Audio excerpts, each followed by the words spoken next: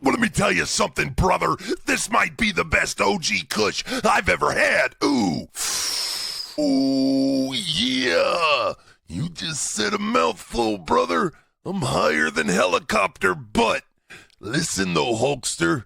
Younglurch has been running his mouth on that podcast. Blaze the Bingo Hall podcast needs to show some respect to the veterans, brother. I say we run in there and show Younglurch and his guest just exactly who the OGs of this game are, What you gonna do, Blaze the Bingo Hall podcast, when the Macho Man and the Hulkster run wild on you? Ooh, yeah. Give me like 10 minutes, though, because I'm really, really stoned. Oh, yeah. Welcome back for another episode of Blaze the Bingo Hall. I'm not worried about Macho Man or Hulk Hogan because we do have the one and only chainsaw-wielding queen, Black Dahlia, Paige Collett. Paige, welcome into the Bingo Hall. Hi! Hey guys! Wait, did you say Bingo Hall? Yeah, the Bingo Hall. That's where we started at, the Bingo Hall. We blazed at the Bingo Hall. Like, shoot? You get your start, in independent wrestling. Sometimes you wrestle at a bingo hall. Sometimes you wrestle at American Legion. Sometimes you wrestle Listen. I might have started from rags to riches, but sir, I never once participated in a bingo. Oh, wait, no, I have done a bowling alley. Does that count? That's pretty close. It's pretty close. Oh my gosh. I honestly, I hope one of the questions is one of the wildest places you've ever performed at, because I can't wait to answer that if that's one of the questions. Let's go ahead and ask it. Where's one of the wildest places you performed? Because that wasn't something I had on my mind. But if a bingo hall is somewhere where you haven't performed and you have a wild one, where was it? Oh my gosh, the wildest. Well, the biggest and the most insane was definitely San Antonio's Comic-Con back in 2016. Like, that was the biggest crowd and the biggest community. Like, one second you're looking at Pikachu, and then the next second you're looking at, that was a wild one. But I'll have to think on that. Ask me at the end of the show. Okay. I want to sound cool. I want to sound some crazy carnivals or some backyard craziness or something like that. That's normal. That's normal. Yeah. Oh, that's normal. I have to think of something that's more intriguing for your audience. Okay. Well, those of you who do not know Paige is an independent wrestling talent. She's trained by Bobby Blaze, Funaki, and WWE Hall of Famer Rikishi. So how do you get involved with those trainers? Because those are some big names as far as anyone's concerned in the wrestling business. Right. Well, whenever I do anything, I take it 100% serious. So when I got involved with wrestling and decided to make it a career, Bobby Blaze was one of my first mentors. Just as my best friend Nathaniel, he was being trained over at OVW under Rip Rogers. So being around people like Rip Rogers and Bobby Blaze in the very beginning, they had that old school mentality, and they were very straightforward, and they know what they're talking about, and they just with Bobby specifically, he encouraged me to become a wrestler as opposed to just a valet, just as a manager, because I had been paying my dues and doing the whole tearing down, setting up rings in the hot sun all throughout the summer, and I did that for so many years without getting paid. I helped promote the show. Stripes, yeah, you had to do it. You had to scrub the toilets, bleach the mats, and I did that for so many years. And when Bobby Blaze was like, "Hey kid, there's something about you. You can make a career out of this. You have to become the wrestler. You have the athletic background." Bobby knew of not only my theater background, but also my athletic background with sports. So he's like, you really need to do this. So I ended up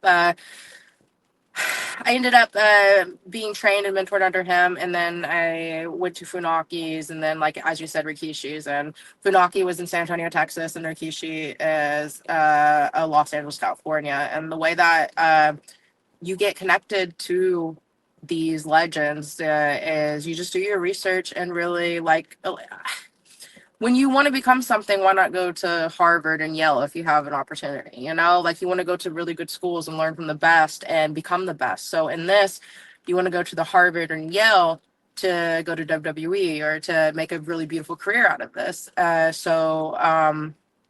When I got presented with opportunity to train under Funaki, NXT was becoming a big thing, and he would always wear the NXT logos, and it was really intimidating because he taught us like the performance center and trained us like the performance center and did blow up drills, and it was really surreal because it was just like, oh wow, I'm really gonna try to make this a career. I'm really gonna do this. And when WrestleMania was in Dallas and I got booked on a show, it happened to be with Rikishi and them. It was Knox Pro, and I worked that show, and the other girls on the card was, I think her name is like Shashi or Sachi Black or whatever, or I don't know gimmicks names. I'm horrible at gimmick names. Oh my God, I should never have said that. And then that Raquel girl, and then who else? Myself. And it's just like, it's so surreal because like all the girls on the card are like signed, you know, or like went on, and then me. A little intimidating. Well, no. They ended up going on with their careers and getting signed. Like, and then me, what happened was I was at the show, and Rikishi encouraged me to come out to his school in LA, and that's how I got scouted. And I ended up packing up one suitcase and going out to LA and sleeping out of my vehicle just so I could train and become a wrestler. And I was like, I'm gonna do this. And even though I had already become a wrestler at that point, I was like, I'm gonna take it very serious, and I'm gonna take everything I've learned, and I'm really gonna make a career out of this. And I slept out of my vehicle, and for just under a year, I trained out in LA and worked my shoot job, which was the night shift job. I slept in my vehicle during the daytime, and I showered at a Planet Fitness, and I trained to be a wrestler, which was if I you were hungry. I wanted it so bad. And my whole shtick and my whole story, the reason that they're filming a documentary on me now, they're writing a book about me now, the reason that everyone's so intrigued and fascinated with my story is because after all my sacrifice, after everything I did for wrestling, I became homeless. I went days without food. I had to quite literally shit and piss in a cup. Like, I wanted to bring that up.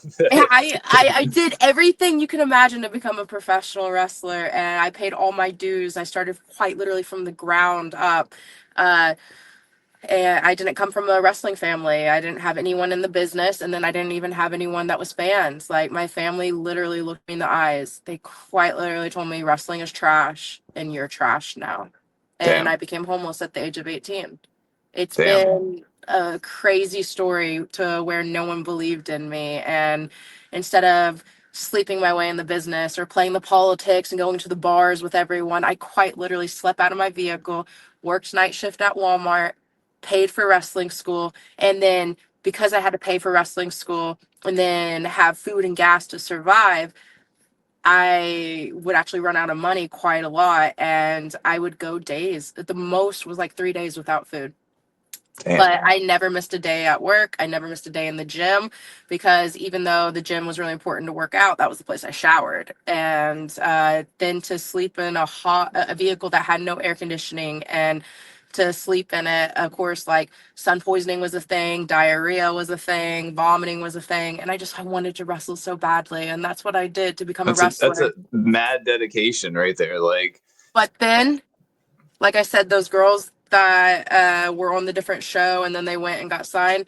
Mm-hmm. I went and did that, paid my dues, and then I got put in a wheelchair.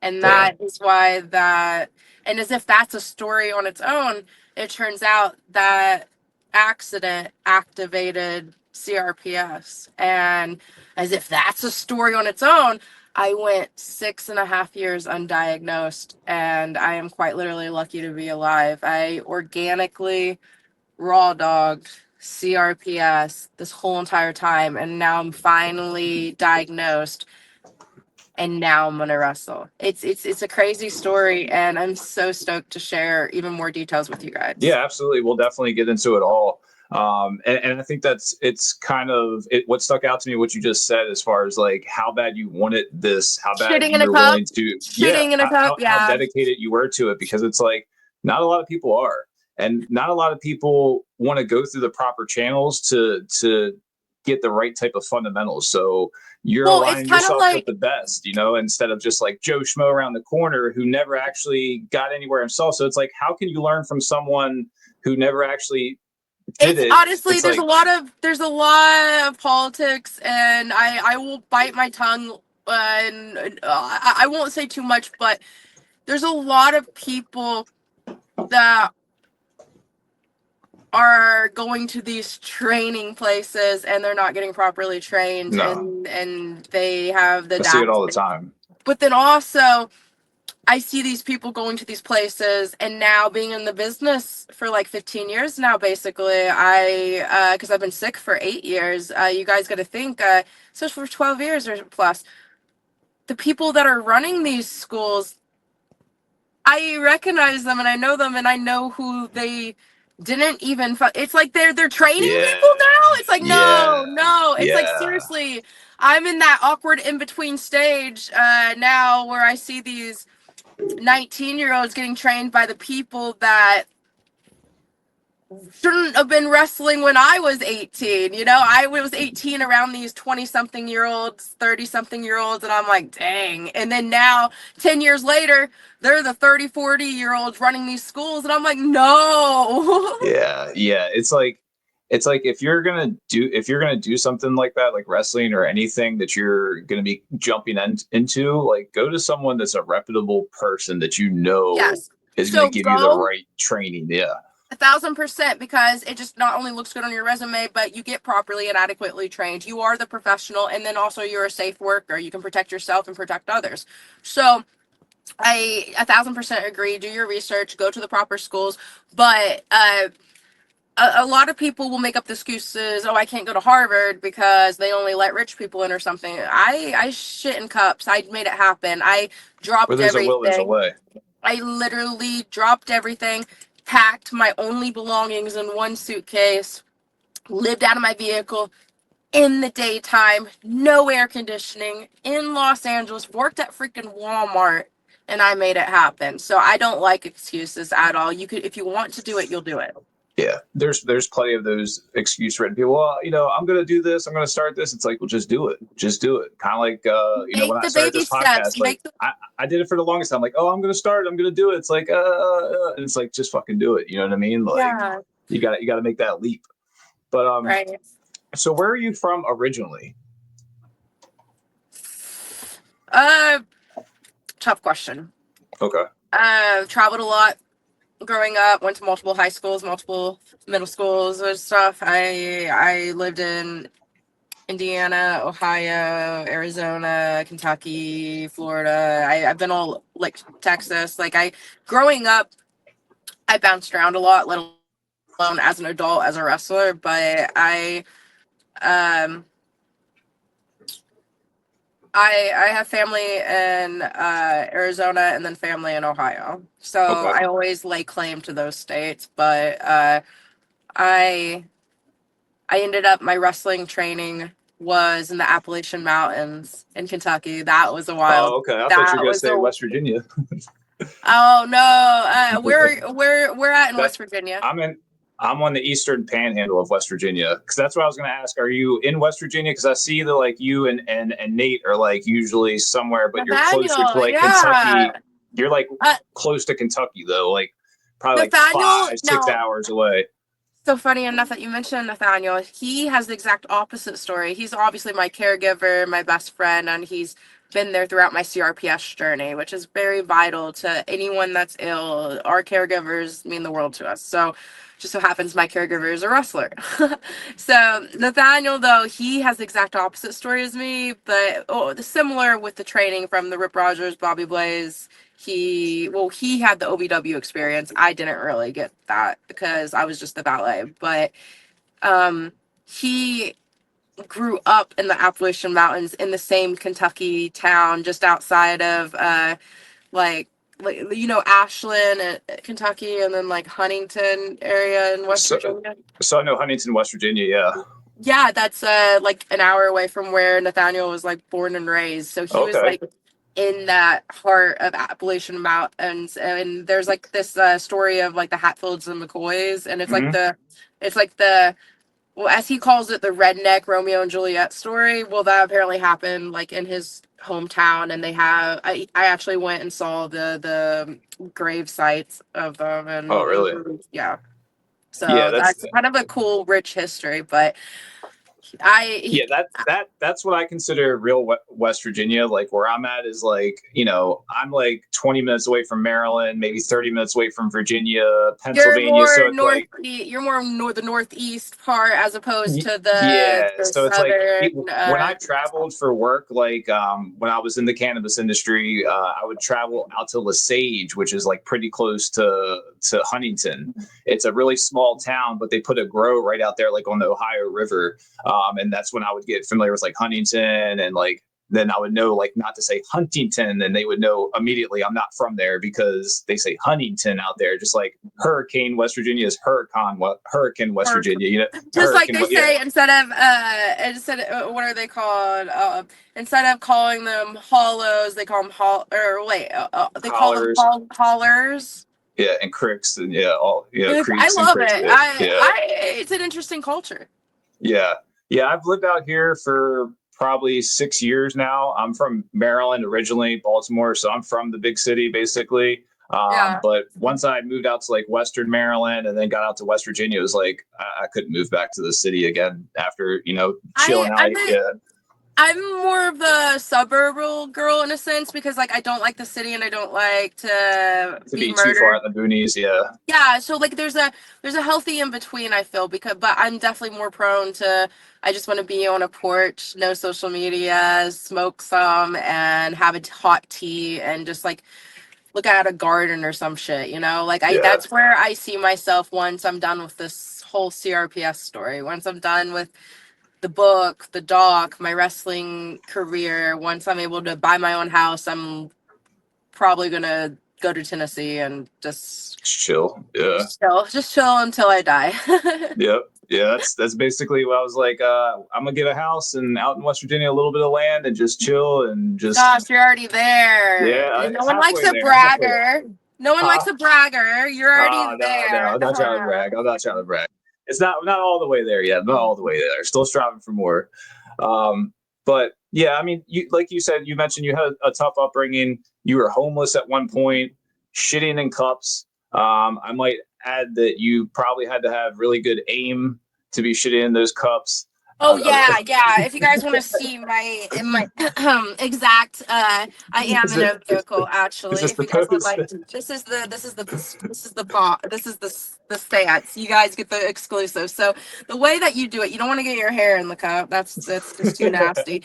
Wet wipes are your friend. All right. Yes. So basically, like you gotta get one of the. See, I have a big ass, so like you gotta get one of those Remember when McDonald's had the styrofoam cups? And you can get like a tea for $1. Yeah, back in the day. Inflation. So basically, I'm fucking around. I'm not gonna. You're good. You're good. I think I had seen that like on one of your social medias that you had mentioned that, or maybe it was on a podcast, and I was just like, please tell me your thought process of. That was the first thing I thought was like you had to have good aim, like. So you're like, okay, this bitch has good aim, and you're like, I'm gonna have her on my podcast because she knows how to shit in a cup. Yeah, I mean that was the first thought. Well, I mean, I wasn't sick at the time with CRPS, so it's like normal shit. Like, what do you mean? How do you shit? You plaster a toilet or something? I don't know if I would have. Was it fear of getting caught by somebody shitting outside? Is that why you were doing it in the cup? It was. I don't know. I probably would just shit out. You didn't think about shitting out in the woods. Yeah. We'll move on. No. Okay, listen. I was in the city, motherfucker. Oh yeah, you would have got spotted right away. You would have got spotted. Immediately, I was scared. And then LA's weird, and they lock their bathrooms. Hey, they're probably shitting all over the place out there. So you probably fitting right in. I was very sanitary about it, motherfucker. I swear. I oh my god, the cup was warm. It was awful. All right, we'll move on. We'll move on. But so you were so dedicated. When you were striving to become a wrestler and get through training, is that because you were a fan growing up, or what? No. As I stated before, my family didn't have anything to do with wrestling. I didn't. No one in my family wrestled, let alone watched it. Like, if it wasn't Hulk Hogan, who are they? You know, like I could have quite literally. You could just name someone famous in wrestling besides The Rock and John Cena, because it's like, besides, okay, now especially The Rock, John Cena, Batista, they're big names, right? So take away them. Just name someone in wrestling that's the biggest name in wrestling. Bret Hart. Don't know who the fuck that was. Shawn Michaels. No. Is it you? So you just knew like whoever was the mainstream. Like literally popular... people that are not involved with wrestling does not. Vince McMahon, Stephanie, The Undertaker. I literally Macho Man. If anything, I'd be like, is that the guy from Spider-Man? Like from the early 2000s? Yeah, you would know whatever their pop culture reference that they crossovered into. Yeah. Like, I've never, I didn't know anything. When I got scouted to first get involved with wrestling, like I said, I had the job as a valet.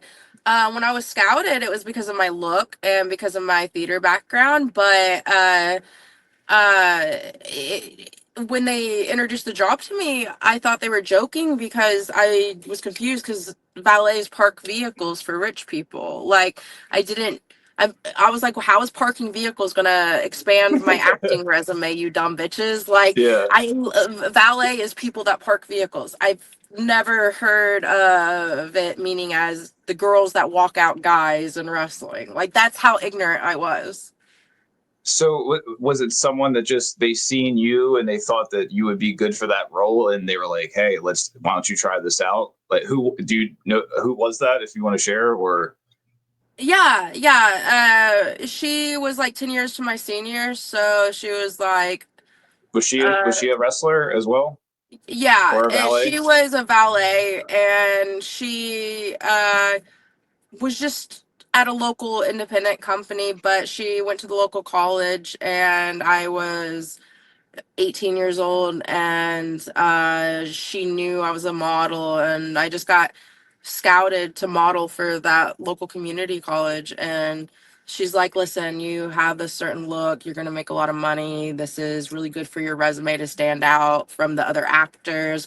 And she got me involved, and it was really surreal, because she wasn't involved in the business anymore. Like, she was just a mom, like, but she was going to college, and she's like, hey, you need to go and do this. This is the local company. And she got me connected with the promoters. So that's how I got involved, and my life changed. I dropped everything and committed, and I became a professional wrestler. It's really surreal how that changed my life. Do you feel like once you got into it, like you kind of like got the bug, I guess, so to say, like as far as once you got to be involved, like you kind of got that, you're addicted, sort of say? Like, I know how people say like, oh, it's like you get the itch or the bug when you're around the wrestling business. Someone that's never experienced it, or you weren't a fan of it, do you feel like that something clicked for you that felt like, hey, this is for me? Or did it take time? Yeah, well, it did both. But clearly, since I here we are talking 12 years later, you know. But and then so the way I describe it is, I knew the exact moment I fell in love, and like, us humans are such interesting creatures, like where I believe we're souls. We truly are souls, and these are vessels we're in. And I believe we all have destinies, and I believe that we're all meant to do something, right? I was meant to have CRPS, and it's gonna get a little personal with that, but get me back on track so I don't cry. You're good. You're good. I'm a firm believer in everything happens for a reason as well. And to bring up your CRPS, you have been committed to sharing your journey and your recovery and raising awareness for CRPS. You have your own YouTube channel dedicated to it, Wrestling with CRPS, which anyone who doesn't know is chronic regional pain syndrome. It's a condition that at one point left you confined to a wheelchair. So this is is this from you? I think this is from your YouTube, right? Well, honestly, I forgot I had a YouTube. Okay. I'm supposed to be on there. You're right. Oopsies. So that's a logo I hadn't made. That's actually going to be the cover of the book, let alone the doc. And then there's my fat ass in a wheelchair. Yep, there I am, really fat and can't walk. It was great. But doctors. You fought to get out of that wheelchair, though. I did. It was insane. People don't understand. So this is the most painful pain a human can feel, and it's ranked above cancer, and it's surreal that I battled this without the aid of marijuana, let alone the aid of pain pills. And the reason that this is so daunting upon doctors, let alone the different people that have discovered me, they are intrigued on my pain tolerance, and then how is my brain, and how, like, of course, like, the PTSD, let alone brain damage, enduring torture. Neurologically, how you're wired is differently, I guess. Yeah, so I've endured this for so long that I was like, hey, just give me a medical marijuana card, or let me just smoke something just to keep me even.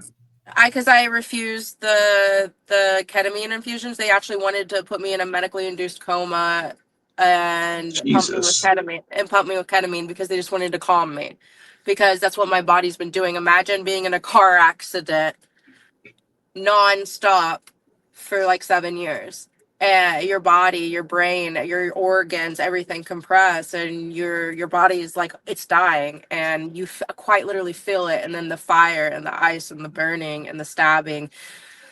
It got to a point where I'm not allowed to donate organs now because they're so damaged. Yeah, and so that's why if you catch it in time, like say you have a heart attack, or say you break your arm or whatever activated your CRPS, if they catch it, you could have a chance of going into remission, or they can contain it to where your body, you'll just be a carrier, and they'll try to control your pain through neurological therapy and like spine stimulators and stuff. Mine went so far along undiagnosed, and it spread. And then just the organic battle and the trauma of enduring it, I'm just lucky to be alive. I'm quite literally a 1 in a million, a medical, whatever that bullshit is. And now we're writing a book about it, and we're spreading awareness, and we're going to be not only, I thought this was going to be the biggest announcement. I thought making a book was going to be the big announcement to bring awareness. I thought doing this doc series was going to be the big announcement. And then I thought going to Washington about this and bringing awareness to the president, I thought that was going to be the big announcement. But now I have a connections to the freaking Pope. And now I am going to bring this awareness to the freaking Pope of... Wow. Like the actual Pope is going to know about this. Are you going to the Vatican, or? No, I have connections with one of his brothers. Okay. Hey. I know! That's wild. Fuck? Yeah. That's wild. We're doing this, guys. We're fucking doing it. Yeah, and it's crazy, like you said, like you feel like you were, I guess, destined or given this disease for a reason, so that then I guess you can be able to spread that awareness to these different channels and different people like the president, like the Pope.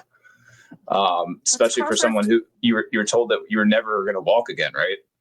Doctors, I went, let's just say 7 years undiagnosed. I saw 50. I didn't just sit on my ass. I did in the wheelchair. I spent 3 years in the wheelchair. I wasn't supposed to go unaided without the wheelchair. I wasn't supposed to walk. I wasn't supposed to run. I wasn't supposed to stand.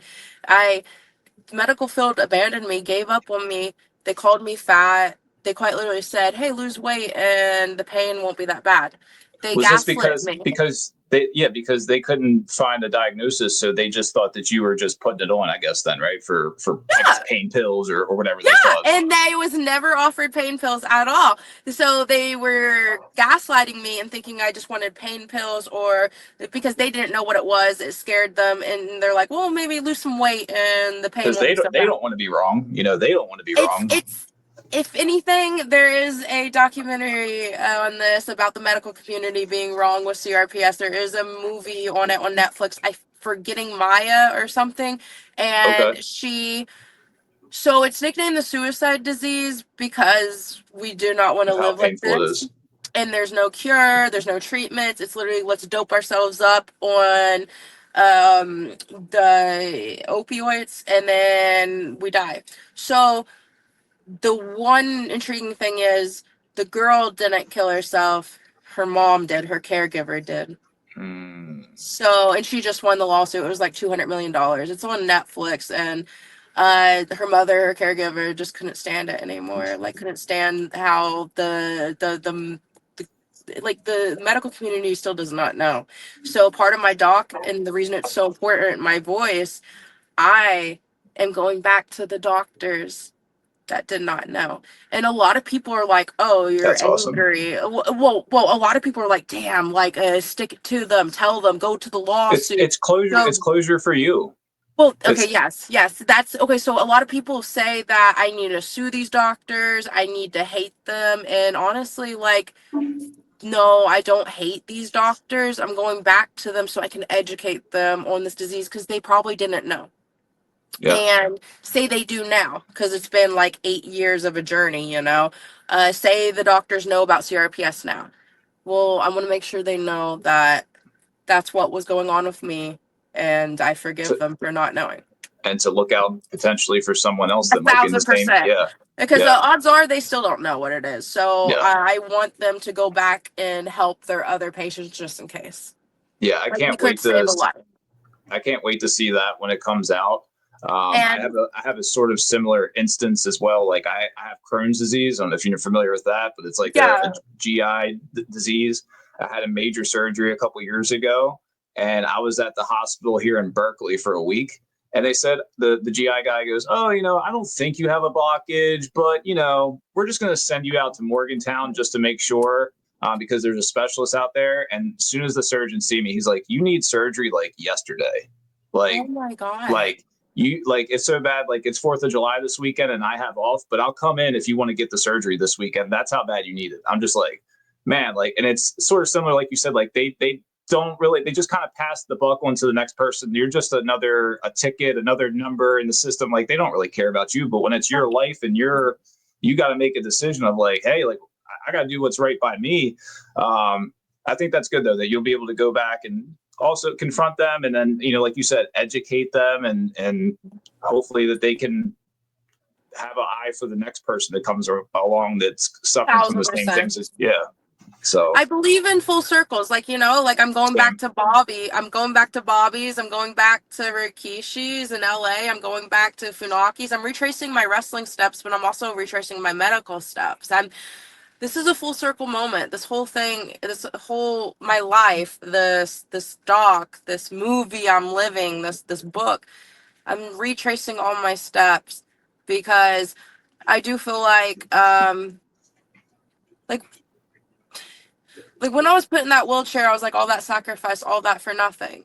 And I thought it was done. It was over. And then the years dragged on and then I just something about it. I was like, I decided to fight for my life. And I was like, if no one's going to fight for me, then I'll fight for myself. And when I dragged myself out of that wheelchair, learned how to walk again, took an entire year. I fought so hard just for falling in love with wrestling and making sure that. So this is a love story, but it's a tragedy because I have a love-hate for wrestling. I did it the right way. I didn't play the politics. I sacrificed. I trained. I paid my dues. I did exactly what you were supposed to do just to be robbed of my career.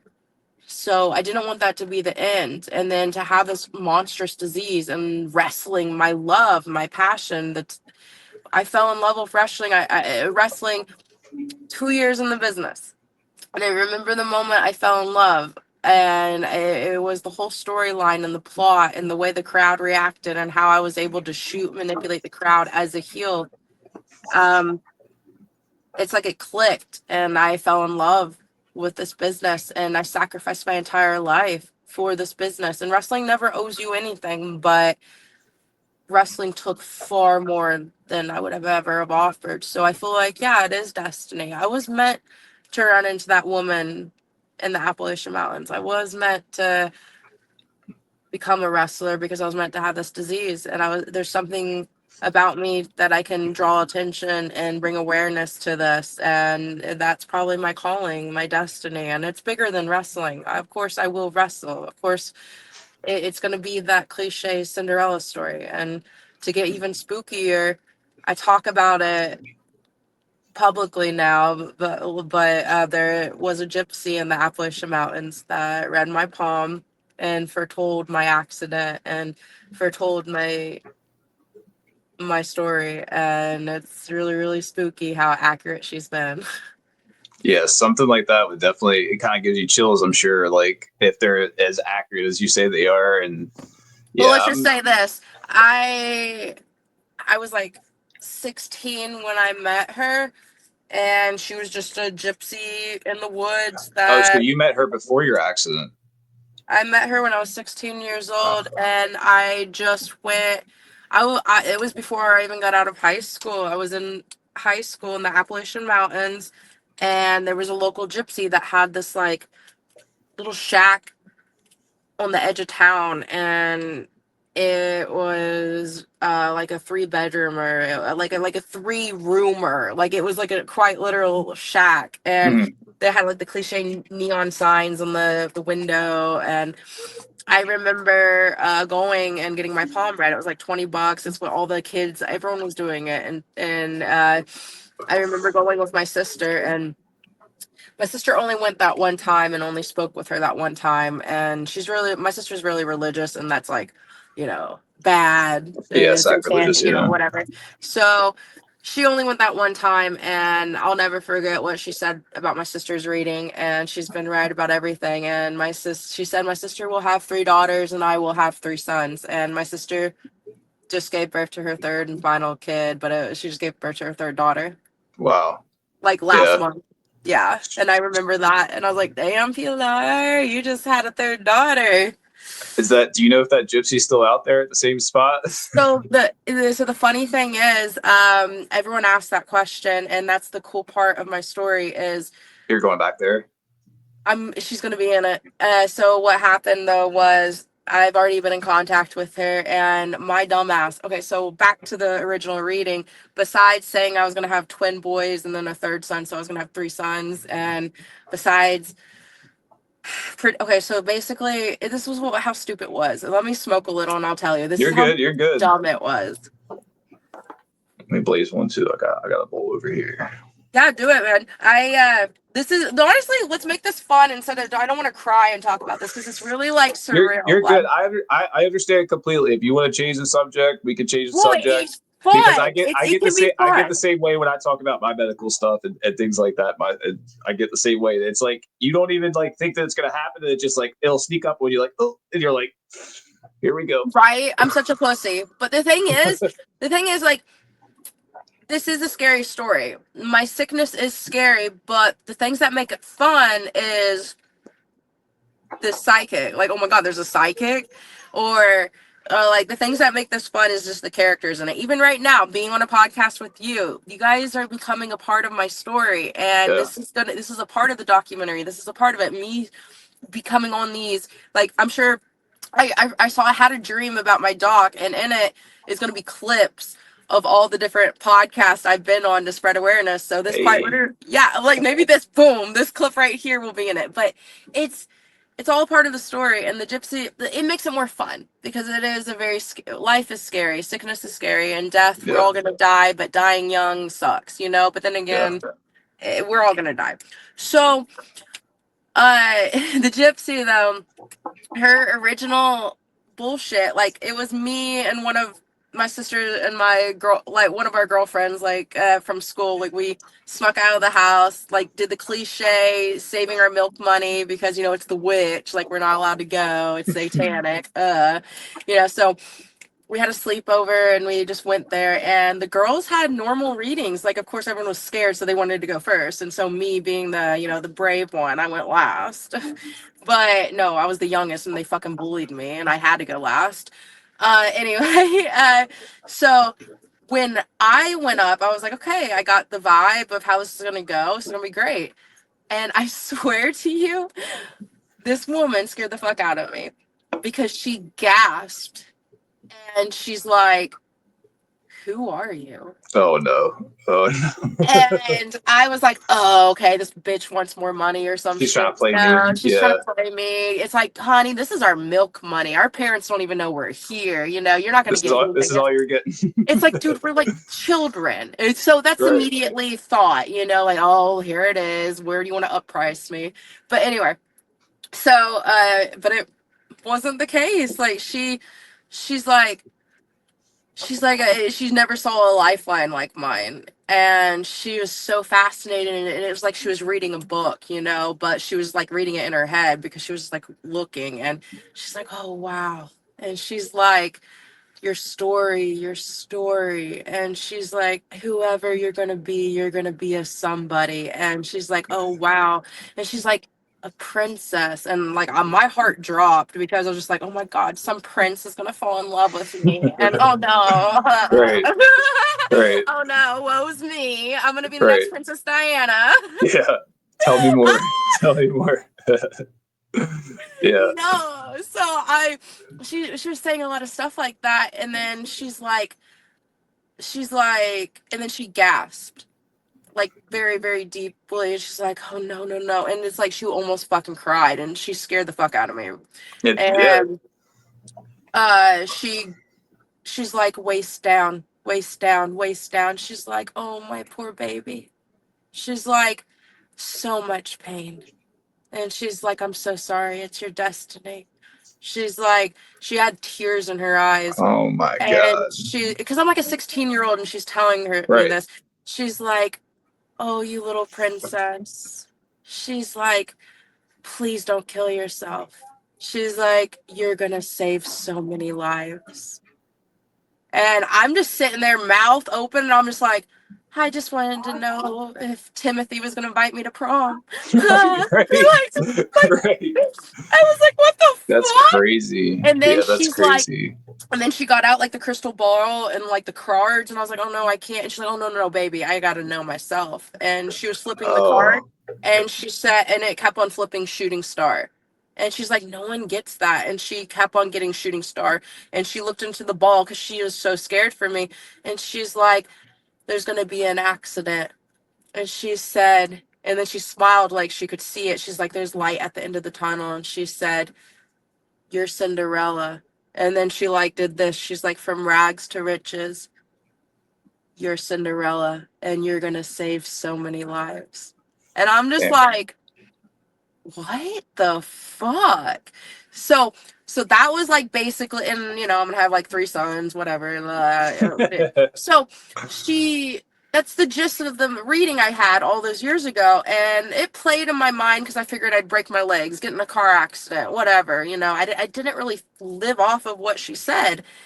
And then I became a wrestler, and I did my training. I spent years training and grinding on the indies as a valet, and then I got put in the wheelchair and I was sick. And then about 2 years in, I heard this whisper in my ear, and it said, don't give up, Cinderella, you're gonna save so many lives. And I was like, waist down, waist down. And then I like looked her up and she actually had a Facebook, and without even telling her who I was, I paid the $25 under an alias and I called her. And I'm like battling. We know now it was the suicide disease, and we know now what kind of pain I was in. I didn't even have marijuana at the time. I had nothing, and it was bad. And I called her, and it's been like 10 years since I had that reading, and I'm like shaking, just wanting a normal reading.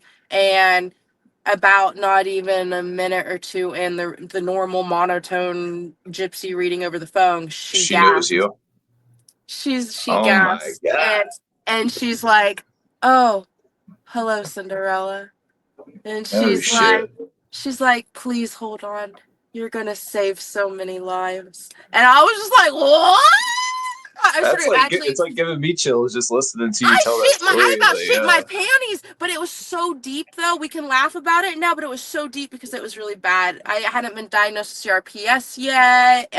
I was so lost, and I was like shaking on the phone. I was still in the wheelchair, and I was like, "Please, am I really?" Like, it was bad. It was so fucking violently You're bad. like probably looking for her to give you some sort of answer or something, I Yeah, guess, that like give you yeah, something. Yeah. yeah. And she's like, "Don't give up, Cinderella."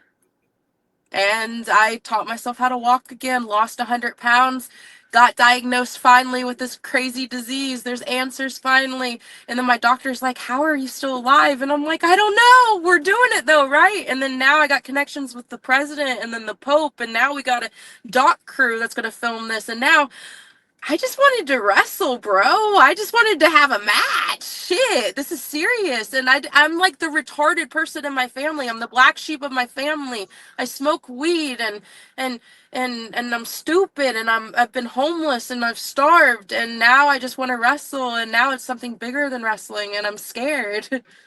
No, it's like you said, everything comes full circle, and I believe everything happens for a reason. So I can't like again, I can't wait to see this once it comes out and see you go back to all these people that you just mentioned.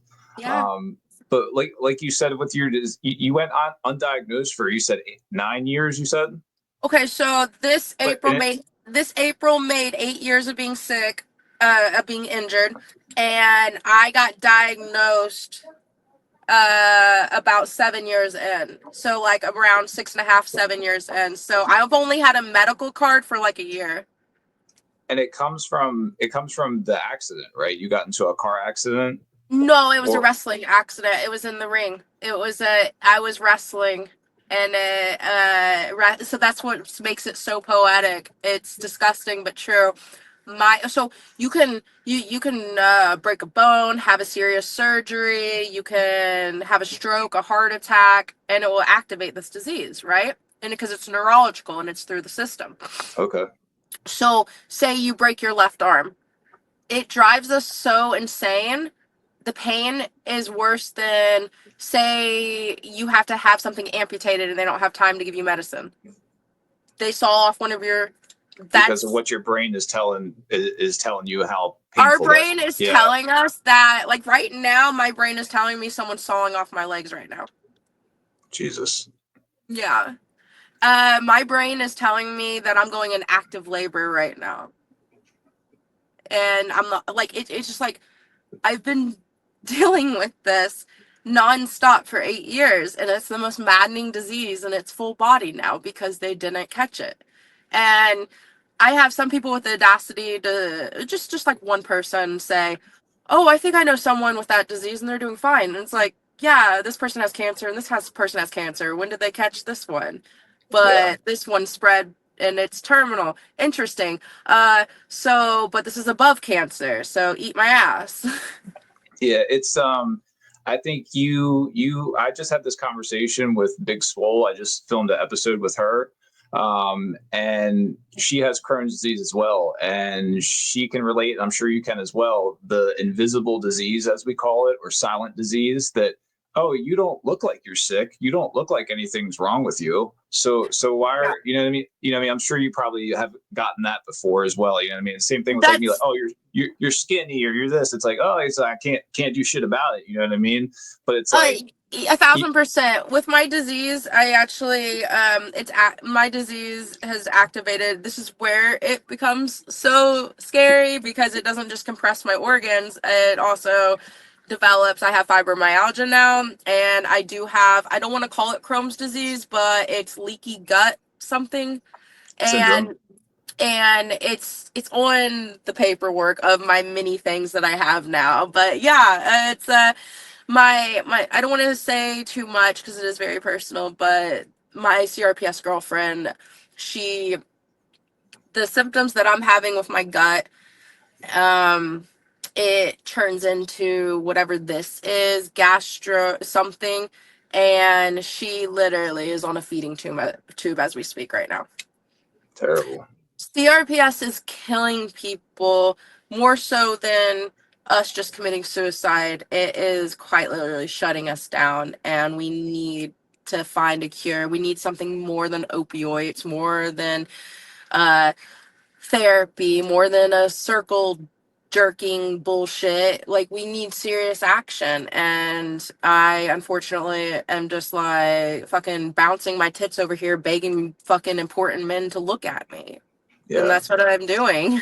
And it's probably hard when it seems like it can happen so many different ways, and so many, it affects different people different ways, so to say. I guess it's not cookie cutter.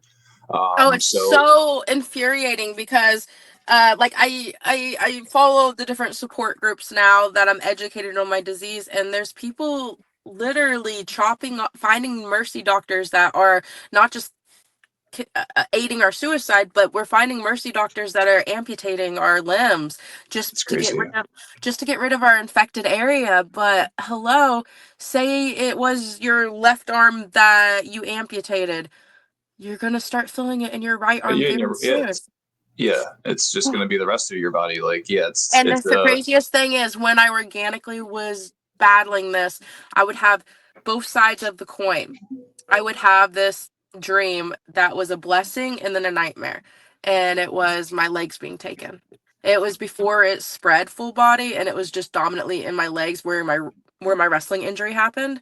Mm-hmm. So, and when it was just in my feet and legs, I would have dreams about finding a doctor that would just take pity on me and just cut off my legs, and then I could live a normal life and be a human again, be a girl again, and get to live my life. I wanted my legs gone so bad. Because that's how bad the pain is, yeah. Yeah. But then I would have a dream, and I'd wake up, or in my dream I would be waking up in my dream, and my legs were gone, and I would scream, "They took my legs, they took my legs, dear God." So it was a nightmare. That's a real mind fuck. Oh, it just a roller coaster. And then to finally, after years and years, imagine, which this is very religious. This is a very religious like turn of events. But when I talked to one one of my, I call him Uncle John. He has had a heart transplant, and him being in that ward in the hospital surrounded by death, and then having the priest come in and read everyone's final rites just in case, because that's how severe everything is up there. Mm-hmm. He asked me, before telling me anything that he experienced, let alone what the priest said, he asked me, what did I see when I organically was battling this? What did I see? And I told him everything that I have seen before I got medicated with marijuana, when I battled CRPS without pain pills, and I was in a wheelchair with no phone service, no internet, no television, and I was just staring out windows for years. What did I see? And I told him what I saw, and his mouth just dropped, because he said, that's real, and that's demons, and that's what this is, and that's what that is. And he described what he saw when they took out his heart, because he went through I was dying, and it was a near-death experience, and hell, Hell and heaven are very real, and I lived on the edge of death, like holding your breath underwater. I was doing that for nearly 7 years, and I am so lucky to be alive. And then he went on to tell me about how, like, the priest, like, when they, like, say it wasn't heart transplant people, but just people on their deathbeds, every single person confirms the things that they see. That's what I was seeing. And I don't know how It's I amazing. survived that. Yeah, honestly, I don't know how I survived it, but I did. And the off the record, on the record, I guess, my doctor whispered to me, and when I finally got diagnosed, and she had studied this for like 20 years, and she was a nurse under a neurologist that actually had patients and studied this disease. So that's what inspired her to become a doctor and pursue becoming a doctor. And then she uh is the one that discovered me, and she's like, she was worried about brain damage and my PTSD because it was very real, but she was like, I don't know how you survived, and it was so unfortunate you had to go through this, but she said for some reason I think you did have to go through that just to prove something. She said there is a purpose behind this, and she says you're doing it. And she Wow. said that this needs to be a book. And she's like, this needs to be a book and people need to know it. And I'm just like, I just wanted to wrestle. Like, why? Why is this my story? It fucking sucks. Yeah, it's a mind blowing story, and I don't think that you're all the way there yet. Like you said, you're still in the middle of it. You're still present. You're still going, and who knows like what's right now like right now we discovered the disease. I did everything I was supposed to do, and now I'm diagnosed. So now we're bringing awareness. Now we're going to be filming. These are the last stages, this is the last bit of the quest in Lord of the Rings, like I always feel like I'm Frodo and my caregiver is Sam, and we're about to destroy the Ring of Power, and this is an epic quest. I wish we could have took the fucking eagles this whole time, but here we are, god damn it. And this is the final bit of it. I wish we had eagles this whole time, but we had to barefoot it. So the last bit is what we're doing now, being on these podcasts, making appearances and doing signings with fans, doing valet spots, but also behind the scenes, what's being filmed, the doctor visits, me going to the gym, cutting weight, gaining muscle, rehabbing, me getting my legs and feet strong, having the doctors approve of what I'm doing, and then my training in the ring, and I learned how to relearn how to walk. Of course I'm gonna have to relearn how to wrestle, like I yeah. have to. It's like riding a bike, but you You got to gotta. relearn life, basically. Yeah, yes, yeah, like I'm CRPS. It makes it hard to breathe, so just learning how to breathe again and control my breathing in the ring, like this is beautiful, and it's going to be very ugly as well. And this is the story of me falling in love with wrestling, and then wrestling making me sick, and then me choosing to not let that be the end. Like, I could have remained in that wheelchair. I could have killed myself. I could have remained in that wheelchair and stayed fat. I could have remained in that wheelchair and felt sorry for myself. Or I could have taught myself how to walk again, got myself a medical card, and got back in that ring. And that's all as simple as what I was going to let it be. I was just going to be in pain the rest of my life. And then it turns out to be something bigger. It's like each time I turn around, I accepted I was going to be in pain. I accepted that I was going to get a medical card and just be a normal bitch and wrestle. But God said, no, it's actually bigger. And now I'm like, well, shit. I guess this is what the gypsy said all those years ago. I guess when I almost drowned in the ocean at the age of 7, and um man, there's so much. There's so much. And when I was told that I was going to save lives, I didn't know that this was it, but I guess this is it, and I'm gonna do it, and I fucking hate it. I fucking hate it. This is Hey, bullshit. you were chosen. You were chosen. Oh, I love being the chosen one. This is so much fucking on.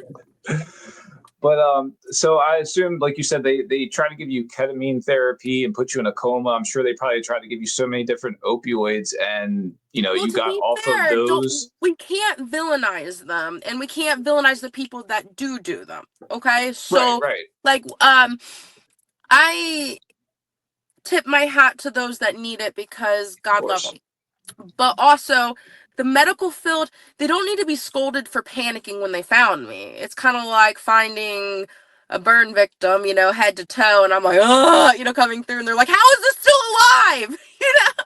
So I don't blame them, but when you want to put me in a medically induced coma and infuse me with ketamine, ketamine is horse tranks, right, baby? Like, that's like the liquid opioid of, like, I didn't That's even wild. know it was horse tranks. And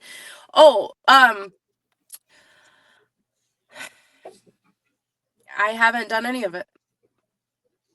And not because I'm a badass, but because I didn't know any better. I was never offered any of it in the beginning. And now I say, why do it? Why?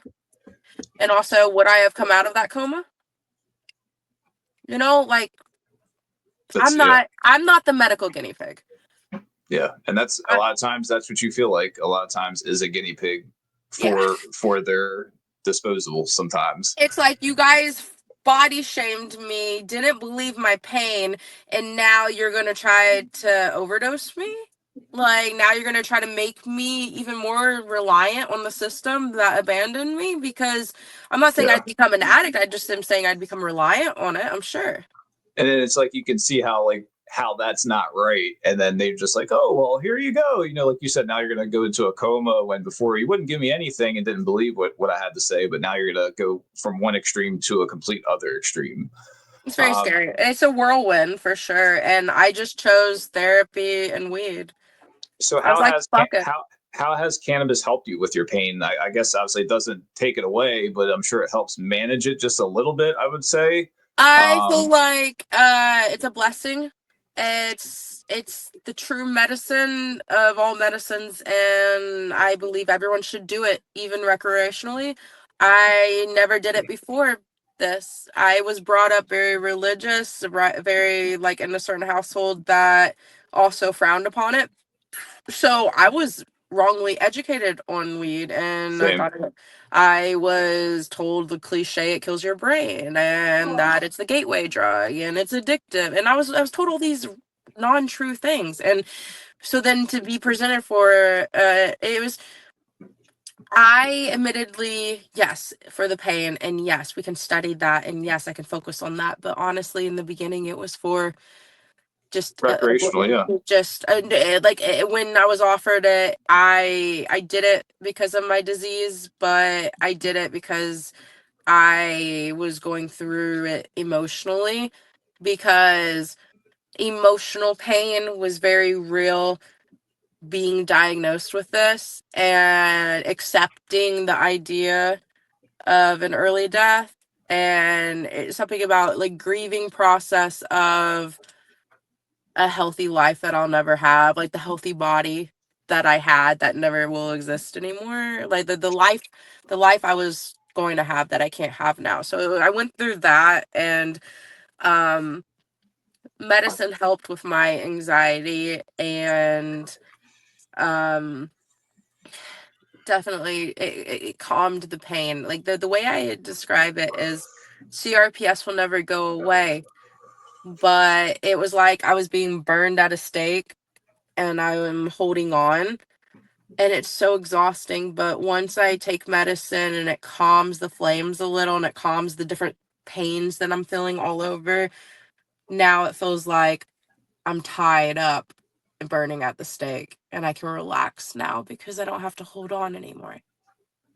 Yeah, that's pretty crazy way to explain the pain I'm a very artistic person. I'm sorry, but no, I'm just saying like anyone who doesn't understand what you're going through, like, that is something to put in perspective. Like, it doesn't feel good. Yeah, like a holding on. Imagine the exhaustion of holding on to you burning at the stake, and it's more than just a fire pain, but like you're just so 'Cause exhausted. I think you had even said like a gust of wind or like taking a shower, like that's even like I felt like so painful. I'm such an OCD person, and I'm such a clean freak, and I would bathe, admittedly, at bare minimum 2 to 3 times a day. Like I loved it, but I was a very active person. Like you bathe before when you wake up, and then say you have like go throughout your whole entire day and have practice or something, and then you bathe after practice, and then you go and do something like wrestle a match. Well, then you want to bathe before you go to bed. So like I've always been active, so I bare minimum would bathe twice. Having CRPS, it was so weird because I just remember fainting and waking up completely nude in the arms of my caregiver, screaming because he couldn't feel my pulse. Like he was crying, like begging me to wake up, wake up. And I fainted because of it. And I did it. And the sickest part is I had to push through and think I was going insane because I wasn't diagnosed yet. So the worst bits of it was without weed and was without a diagnosis. And I'm just like, what the fuck's wrong with me? Like, there's something wrong with me, and the medical community says I'm just fat and I want pain pills. And it's like, no, there's something wrong. Like, this isn't normal. And then it turns out to be the most painful pain a human can feel. I'm literally a chubby little nobody girl from Ohio. I didn't deserve this. And I don't know if we can cut this from the program or not, but like, quite literally, there are people that are fighting for our country, coming back with injuries, soldiers of war, that are their injuries are starting to get a little tickle and it's turning out to be a certain disease in their themselves because, and I quote, the PTSD of CRPS and the pain of that is worse than war. So how did a chubby little bitch in Ohio raw dog this and not? It's crazy. I know. It's like it's like me. I did that. Like I didn't know any better. I didn't know what I was doing. I mean, I'm not fucking okay if you're asking. This was insane, but no one believes me. It's wild to think though, like you say about how you had to go all that time with not knowing what was going on, and then the not getting any answers from the medical field, and then start to think that you're actually crazy, I would guess, because it's like, what is it? I can't explain it. No one can explain it. So then you start questioning yourself as into like, oh, am I crazy? Am I, what the hell is going on? So it's got to be a total like drain and wear on everything, like your mental psyche. And 1,000%. And that's where the brain damage comes in. That's where the PTSD comes in. It is on records. The little bit of studying with the scientists and the people that are doing research, they're saying the PTSD is worse than war. Like, imagine that. I've never went and had to fight for a country. I've never had to fight and take a life. And those people are so brave, and we salute them, and we show respect to them and what they do. But what the fuck? Yeah. It's almost blasphemous to say, but like it's yeah. So it's like, I did it. I survived. I did it. I'm doing this. And that's why it's bigger than wrestling. Like, of course, wrestling activated it, and I was deprived of my career. So let's finish this and then continue. Like, what's next? Like, we're doing the wrestling match. Then we're doing Washington, the Vatican. Like, how much bigger can we get than God? So you mentioned Evil Nate. He's also your caregiver, which I didn't know. But yeah, everyone thinks we're fucking, but he's like, he's none of my business if you are or aren't. But no. Well, I mean, you gotta know, let the hoes out there know. Like, help a bitch out. Wait, let the hoes know I'm single. Shit. Hi, guys. It might not be your business, but it's the hoes business. Yeah, no, but So you're involved with him, like, so he was your caregiver, and then you're also you valet for him, you wrestle as well. You guys travel together, you guys obviously take separate bookings as well, but like, Right. So honestly, funny enough. What did he think as being your caregiver and you wanted to become a wrestler? Like, I'm sure he was probably like, what? Like, knowing what you go through with having your disease. Yeah. Well, like, he's actually been there from the beginning, actually. So when I showed up, like, he wasn't there day one, but day two, being in the business, he was there, and he was one of the guys in the ring. He was a wrestler, so we became really good friends. And then when I became homeless, he was the one of the wrestlers that was like took me under their wing and didn't abuse their power and was like really good to me. He became my brother, and he when Bobby Blaze found me, it was him that was with Bobby. And then when I went to Texas, Nate was out at Funaki's. And then when I was homeless out in LA, Nate was there with me. And then when I got put in the wheelchair, and it was said to me that that's what, sorry your dreams didn't come true, and that's what you get for becoming a wrestler, you know, because wrestling's trash, right? So when Nate was my only family, and so battling CRPS, he never wants to take credit. He's such a good guy. He's such a really, really good person. Like, he'll never take credit for it. But when I was army crawling across the floors because my legs, I couldn't stand, I couldn't walk, he threw me over his shoulders. He carried me when I couldn't walk, and when I couldn't bathe my body, he sponge bathed me. When I couldn't wipe my ass, like, and we didn't know what was going on, and I was like dying and going to the ER with fucking heart palpitations when we didn't know what was going on. Like, he was the person taking me to the ER. He was the person wiping my ass. He was the person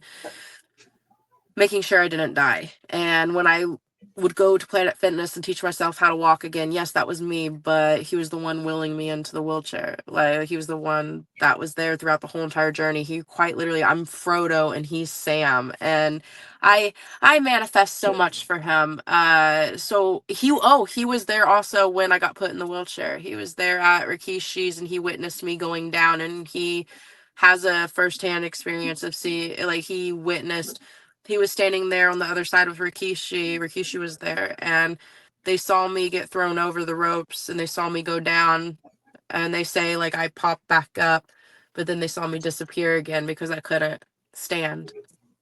And then Nate said, and like the fucking badass, like Nate's like the badass you are, you crawled back in the, I dramatically did crawl back in the ring and try to wrestle and stand. I did that. Yeah.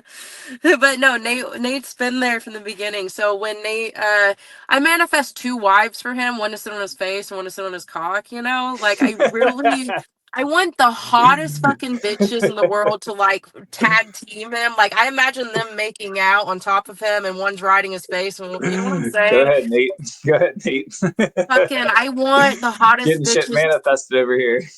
God, I want the hottest bitches ever for him. And then I'm gonna live in their pool house, you know, because I'm gonna be the sick auntie, you know. Yeah. But honestly, for realsies, as my caregiver, he's over my corpse. So, like, he's like, necrophilia is a big deal. And don't laugh. This is fucking serious. Like, no, listen. So Nate has to watch my body so no one fucks it. Nate has a very big responsibility here. He's got to keep all the necrophiliacs back. You know what I mean? Yep. There's a small list of yes they can, you know, so like there's a small list of people that are allowed to clap my dead cheeks. So he's actually the gate. He knows the list. He knows the list. He's standing there with like glasses or, you know, sunglasses, with a clipboard. like, yeah, with the clipboard, and be like, okay, you're not on the list. Yeah, you're not on the list. Oh my god, this screen grab I put on Instagram. God, I'm so stupid. See, why is this a religious thing and so holy and stupid and Make-A-Wish and Hallmark Disney, but I'm talking about fucking clapping my dead cheeks and shit. Like, God, Hey, it's real conversations. You know what I mean? this Cinderella is definitely more so Rob Zombie and Kevin Smith for sure. Like I tell everyone, this is a Disney movie if it was produced by Rob Zombie and directed by Kevin Smith, I swear. I'm definitely excited to see the ending when something finally comes out.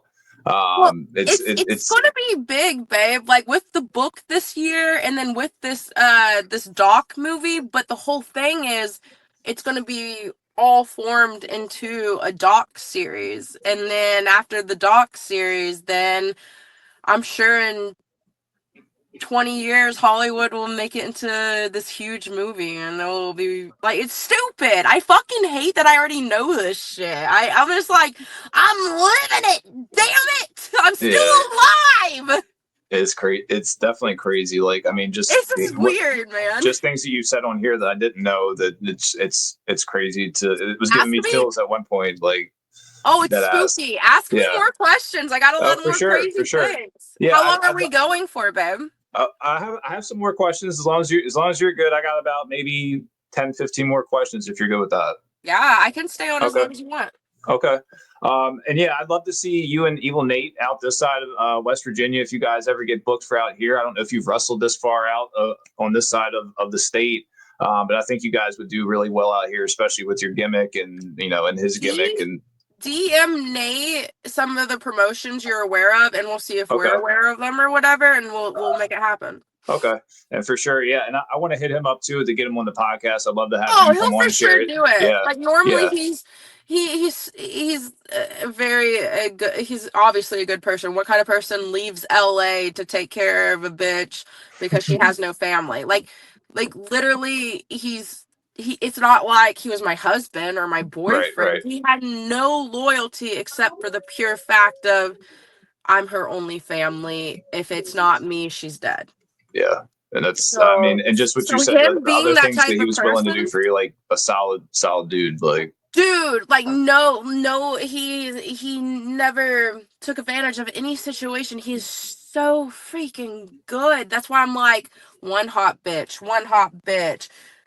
Go at him. Like if we could have a third hot bitch. Like, you know what I'm saying? Like oh my God, I'd want that so bad. I mean, I'm literally going to be the godmother of his children if I survive this. You know what I'm saying? We're manifested it. We're manifested it right here on the bingo hall for Nate. He doesn't even know it. I honestly... he does know it, but... He kind of does, because whenever we talk about our prayers, like, this is how I pray to God, and I'm like, please, God, cure to CRPS. Let's save the world hunger, and also let's have two hot bitches fuck Nate's brains out. You know, like that's my prayers to God every night. And Nate's prayers to God is, a cure for CRPS, and he jokingly has said big dicks and big bank accounts for me. And I'm just like, yes. That's hilarious. You guys are both trying to manifest it into fruition for each other. Yeah, because we're so like, we're such. I mean, we trauma bonded. I mean, when you shit in a cup and make eye contact with someone because they're holding the wet wipes, you know what I'm saying? Full circle, baby. Yeah, they're a ride or die. But like I said, I'll definitely hit him up, let him know we're going on out this way. Like I said, if you guys ever come through, love to come through, see you guys at independent show. I try to catch independent shows on the weekends. I bring my son. He's big into the independents now. He'll be 6 this year, so he's really starting to find his love for wrestling. So it's pretty cool to watch him grow into the love of it. But yeah, that's good that you have a good support system in wrestling. But tell me about, some other friendships that you have. Like, I know that are you close with Browen Billington, Tommy Billington's son? Browen. I know I was going to mess her name up. Yeah, she's my sister. She, the Dynamite doll, the Dynamite Kid's daughter. Yeah, Yep. she, her and I. Okay, it's kind of funny because, she, she's my yin to my yang. You know, like she's the same as me and the opposite of me. We're the when we're in gimmick, we're the double trouble, the two blondes, and that's how we've been booked together. But the way that she found me, which she's publicly stated who, but I'll let her be the one to say who. But she's found me through different people, and she has she's the princess in the wrestling community. She's Yeah. the she is quite literally a princess, and I jokingly, where Cinderella was technically not a princess, she married into being a princess. I always like compare her to a Disney princess that's actually a princess, like Aurora or whatever, and then I'm Cinderella, and like we're the Disney princesses, and I'm like forming a little like A group of little clique. us. Yeah, and it's just like of good girls and not mean girls, and like just the good people in this community, and just like maybe the ones that have been forgotten, or you know, because she deserves so much, and her dipping her toe into wrestling, and maybe she's the forgotten princess, and I like to push her to the moon, and hopefully I can't make the announcements, but hopefully in July you'll be able to see Double Trouble somewhere very Coming somewhere soon soon. in Yeah, July. I know I she's been can't say doing. anything. I know she's been doing like valet work with Moondog Manson. I don't know if you're familiar with him. I believe that's out in Canada where he works at. I guess she goes out there. She's been doing a lot of ballet work, and I know I got her connected with an agent, Go Get 'em Promotions, and she came out to America last year, and we debuted our Double Trouble, and we did a signing together for the first time, and then I that one was at Battleground, and I think it was Okay. called, and it was at the ECW Yeah, they just arena. actually had a show this past Saturday. Do you go to them?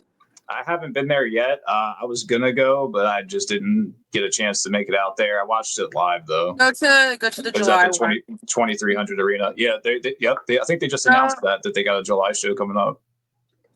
go to the July one. Okay, gotcha. Have you ever been out to Canada and worked with her out there, or? So my passport deal, I still got to fix that, but I was supposed to go out last year, and now I'm supposed to go this year. So she's coming to America very soon. Very soon. That hasn't been announced yet. And her and I are going to do something very soon. Okay. So as soon as it's Keep an eye announced, out for that. yeah, it's going to be in July. So just be on the lookout for that. Okay. Yep. We'll Cool. definitely keep an eye out for that. I also wanted to ask you about the great Sasaki. Tell me about your friendship with her. I know that she's battled cancer recently, and she's actually back to wrestling again. And I actually got to see her perform in April live. It's at WDWA, which is one of the promotions that's local to me out here that she's pretty much a regular at. And then she'll actually be here this Saturday as we're recording this, but not when it comes out. But this Saturday she'll be here. I think she's main eventing on it, honestly. Right. Or co-main One of my angels. So Bronwyn is one of my angels in my story, and she has a huge part to play in my story, just as my new girlfriend. When I came across her, we've only met in person one time, and it was actually the night that it was announced about her cancer. So I was present, and that was the way we were introduced. And when I approached her, all I had to say was CRPS, and I can publicly talk about this. We've discussed it on live before, but I held her, or as soon as we approached, we've never met before. We didn't shake hands yet, as normally wrestlers do. I just approached her, and she's like, "Oh, you're dying too," and I was like, and we just held each other and cried. It was a very beautiful moment, and I never really feel human. Like you're so dehumanized when you're sick, and When you have those when moments. when you're able to connect with someone like that, it's just like something that you can't really describe. So I'll try to work on that, and I'll try to describe that the best I can in my book. But her and I've gone live on Instagram, ran a fundraiser for her surgery, and I want to do all I can for her, and she's amazing, and she's already back at it again, and she's like such a badass, and I love her dearly, and I'd love to see her again very soon. Yeah, she's a very strong lady. At the show that I was at in April, that was her. I don't know if that was her first time back wrestling, but it was her first time back out at this place. Yeah. And yeah, she got a huge ovation. She came Good. out and did like a little speech. I actually recorded a little clip of it. I'll send it to you after this. Sounds good. I would love to see it. But yeah, it was just her coming out and claiming that she was back basically after her match. So that was pretty cool to see. And I had seen that you How were strong? How strong yeah. are people? How beautiful like are we? Like she inspires me. Yeah, She definitely inspires me.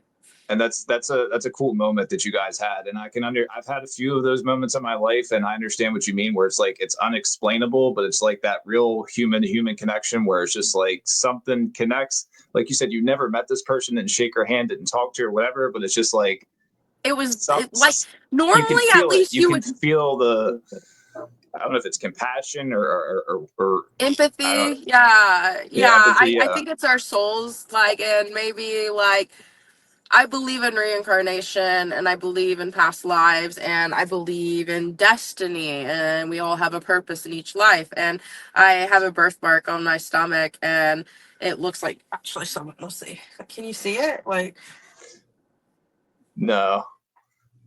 Oh, okay. Yep, we see it. you see it? Yeah. It looks like someone killed me, huh? Yeah, it looks like you got shot. No, it was a stab wound, bitch. Get Oh. it right. If we're gonna talk about my assassination. So obviously I was like an important figure, right? Clearly, I was the main character. Duh. Yeah, they had to So eliminate you. yeah, someone, oh, it was personal too. Someone got right here into me, like they made eye contact with me when they did it. You know what I'm saying? Jesus. Yeah. It wasn't a stab in the back, it was right in the heart. So I believe in reincarnation, and I think that lifetime was so traumatizing or something that this is me doing something else maybe important in this modern day world. And I feel like the key figures that I'm meeting that I just connect with, I feel like maybe they were there during that lifetime. And these That's a good way to look at it. Yeah. well, we got to make it fun, right? Because this Yeah. is scary. So I Yeah. think these key opponents, my angels, I feel like they're making sure that doesn't happen in this lifetime, that I fulfill my mission or whatever. Like this is Frodo and Sam. This is Lord of the Rings adventure time, Yeah. right? Hey, I love it. I love it. We already got a gypsy. We got The gypsy has still. I'm not gonna get over that one for a while. The gypsy's got my mind like fucked up. Like my mind. Goosebumps. I Yes. will send Yes. you. She's viral as Yes. fuck now. I'll send you her Please. Facebook. Please. I I'm actually I scared to say go. I'm scared to look at it, but I'm very honestly, like intrigued to look at it. Like, I probably shouldn't say this because I shouldn't probably say this, but my girlfriend Bronwyn dead ass. We were just texting each other yesterday, and she got a reading. oh really? Yeah, I Ooh, sent yeah. so many. I sent I so bet. many I'm sure people so many to people her. they're like, oh, I want to go now because of you. What you just told me, like, just to Yeah. see what happens. You know, like, I'm talking from fans to like celebrities. Like oh, I I'm send sure. people to her because like, I mean, it was giving dude, me chills. my sister literally just gave birth to her third daughter, and that she's done having kids because of her health. Me, I like. Well, the guy I was talking to, we weren't like dating or anything, Mhm. but like this new guy that entered my life, like I said, her and I, the gypsy and I, we text now. Like we text Oh, each other. she's probably tries to keep you close now if she can. I'm sure.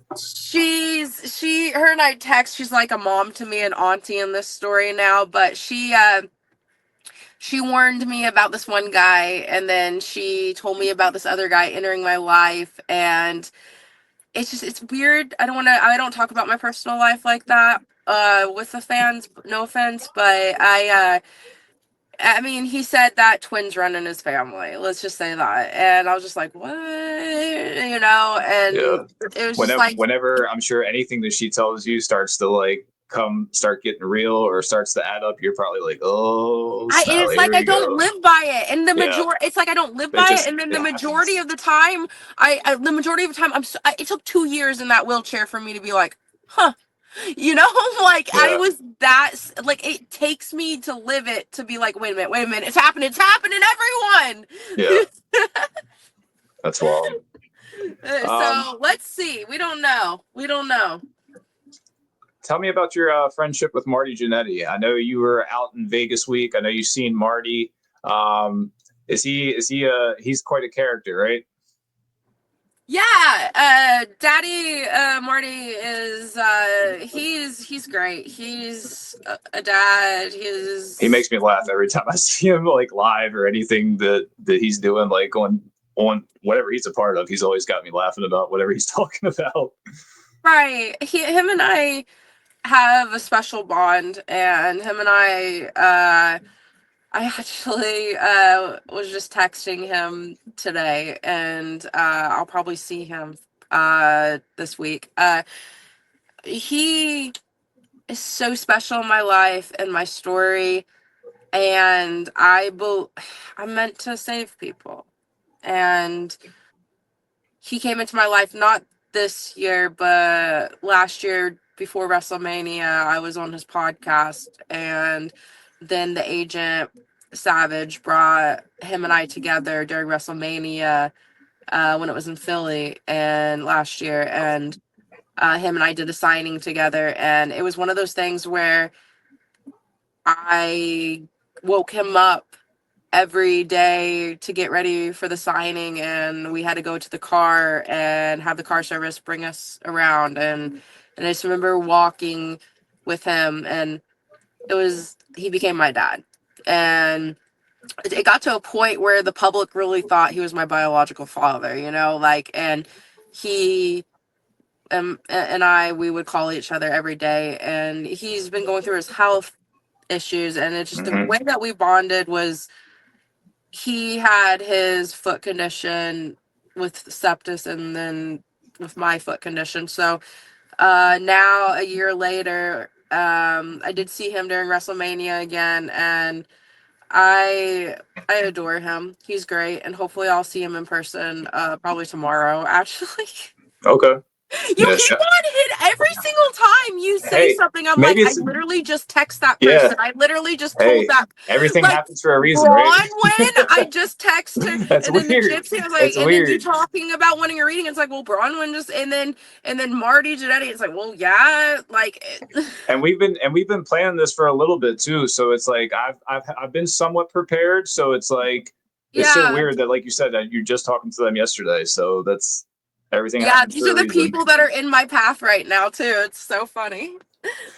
So you were out there in Vegas. A lot going on during Vegas week. And Wait, what are you about to say? Wait a minute. What are you about to say? A lot of shit went down. Wait, what do you know? No, I didn't say a lot. I was about to say a lot was going on during Vegas week with Mania. Okay. Sorry. A lot of shit went down there. I was like, who told you shit?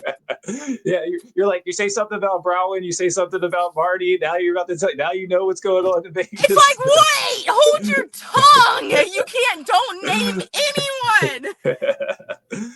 So I'm sure you were wore out after that week. I would assume, right?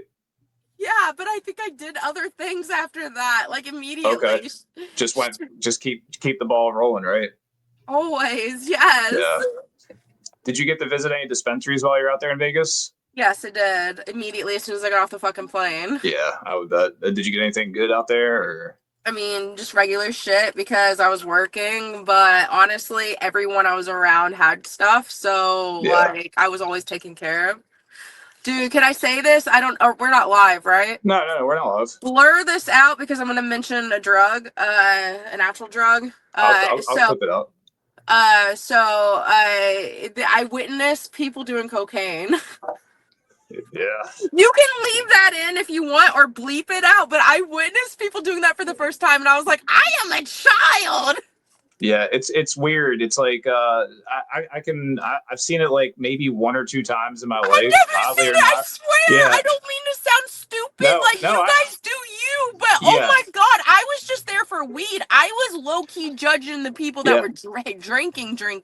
Like, I never really drink ever. Yeah. And, You're like, like, shit just got real. Shit I was just got like, wait, is real. that what I think it is? I was like, oh my God, I'm an adult. I'm in Vegas. I'm an adult. Yeah. So you can leave It's my. that in if you want, but just bleep out. I don't know. I don't want to get you in trouble, Oh, but you won't get me in trouble as long as you're comfortable with it. I'm not I in didn't that. name anyone. Yeah, I didn't name shit. we're good. We're good. But yeah, I understand exactly that same feeling. Like first time I seen someone do it, like, I whoa, what the fuck is I going on felt here? like Like, not. but no, it was funny because actually, so I was with some rich people and they did that. Usually the And ones. Usually oh the no, ones. get ready for it. Get ready for it. So like I said, I've shit in cups, right? We're always going to circle back to that, baby. Yeah. Keep it coming back. I was traumatized.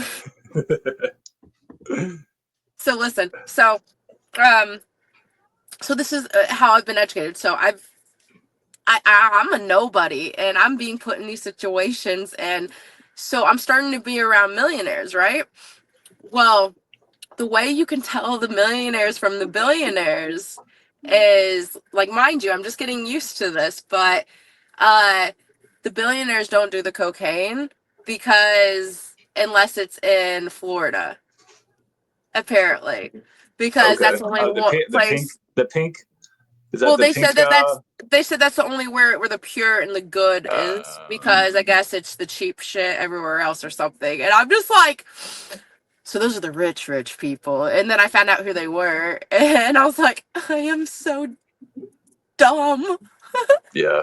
It's there's levels to it, and the rich when they like to do what they like to do, and it's like, Yeah, and I'm just teach like, their own, like, whatever. But I'm over here like, trying to be low key about smoking weed probably, and then somebody's over here doing lines. I It's just like, what is got it. I happening? just started getting used to just being around people doing weed, like the Yeah, celebrities and stuff. Like they just stand outside like it's cigarettes, and we're everywhere. And I'm just like, I can't get used to this yeah. When because I went to I will Vegas, get in trouble.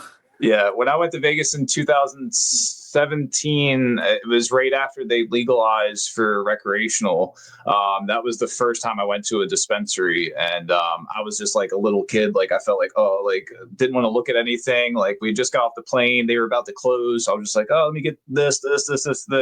But it's just like so weird to think about. Like now, like I've spent time in the cannabis industry, and seen like 900 pounds of weed sitting in a grow facility, cured and ready to go. So That's it's crazy. like to think like, oh, I was scared to go to a dispensary, and it's just like you kind of get desensitized to it. But yeah, it's coming. More people are starting to change the narrative now for the country. But yeah, I don't get down with the cocaina. That's to each their own. If that's what they do, that's what they To do. each their own, but Yeah, goddamn, we're in a bitch. Like I was just like, it was almost yeah. like the first time I saw They a don't care out penis. there either, You know? especially out there, especially in Vegas. They don't care. No, they don't fucking care. I was just like,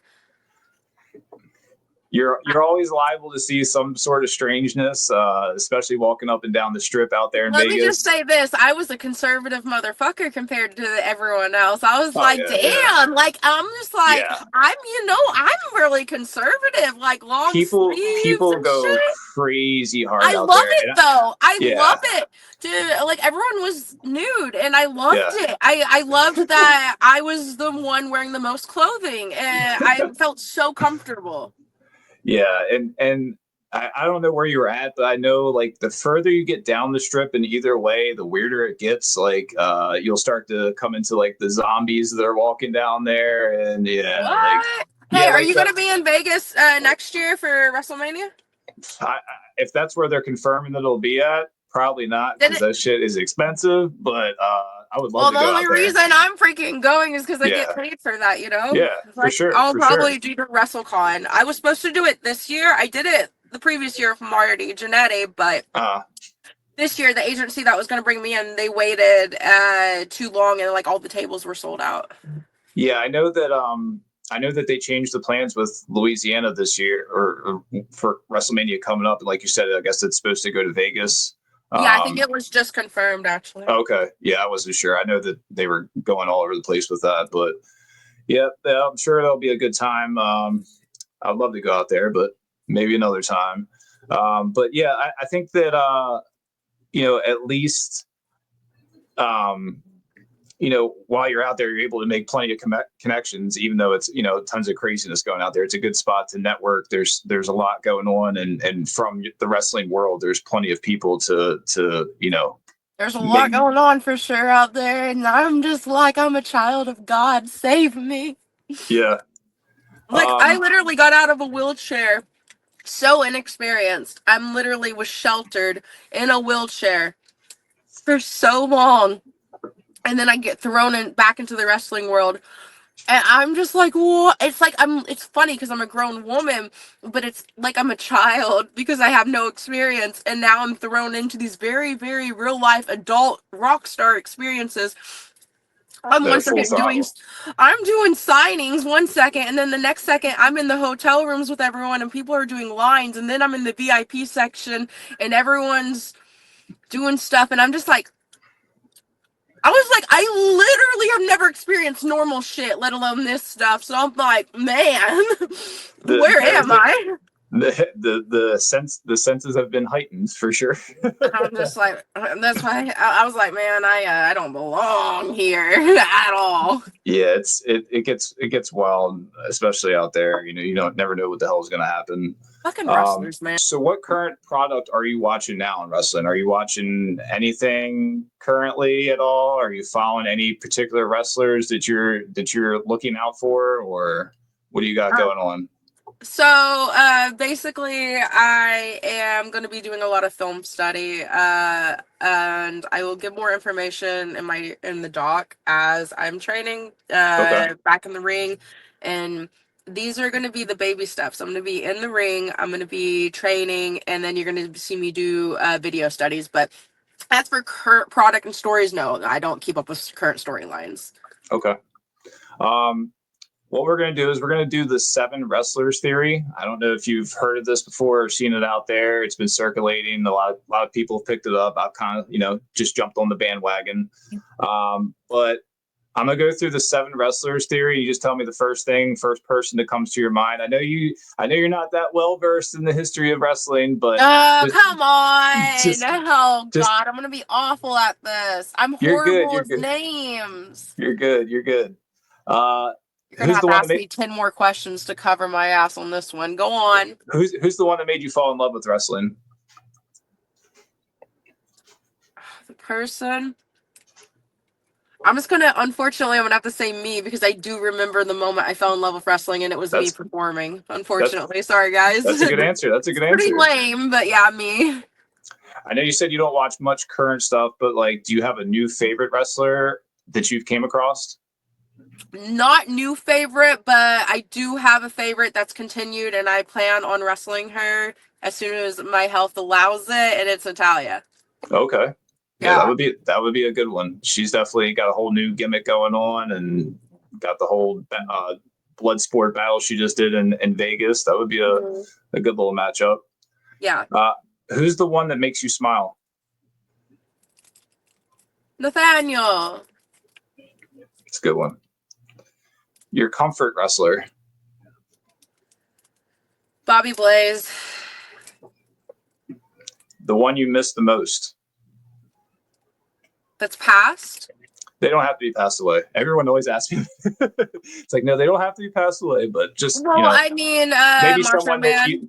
Macho Man, but I adore Rikishi, obviously. Okay. That's what I was also going to say. Maybe someone that you've worked with that maybe you're not around all the time, like Rikishi, like you said.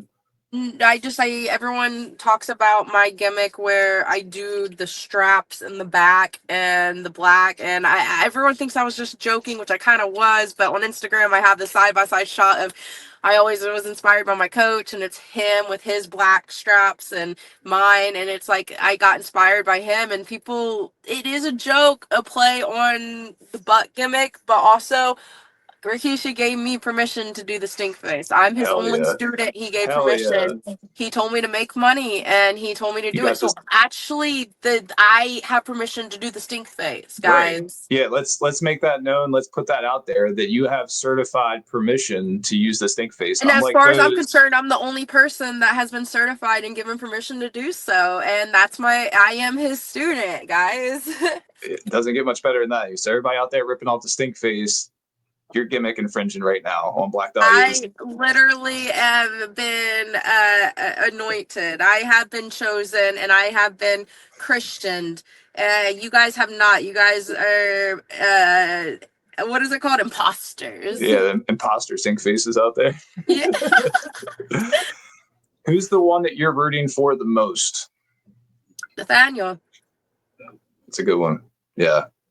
And from what you've told me about him, he definitely deserves it. He's definitely, My like gosh, you said. when you get him on here, like if you don't Yeah. like, and then maybe you can bring me in as a third person just for a second, to put him over to add to it, because he'll never stroke his own cock. Like he's his own self-doubter, biggest critic, but everyone is in the industry, everyone is in life, but especially in this business, imposter syndrome is very real, and he stepped away to save a life, and he's been mocked for not having a wrestling career. Oh, you've been in the business this long? It's like, guys, I've been out for 8 years. Like, he was too. Like, he's been taking care of me, and now we know how severe it was. Now we know what I was battling, and instead of being like, wow, and not saying everyone needs to praise us or anything, but Give the man his flowers.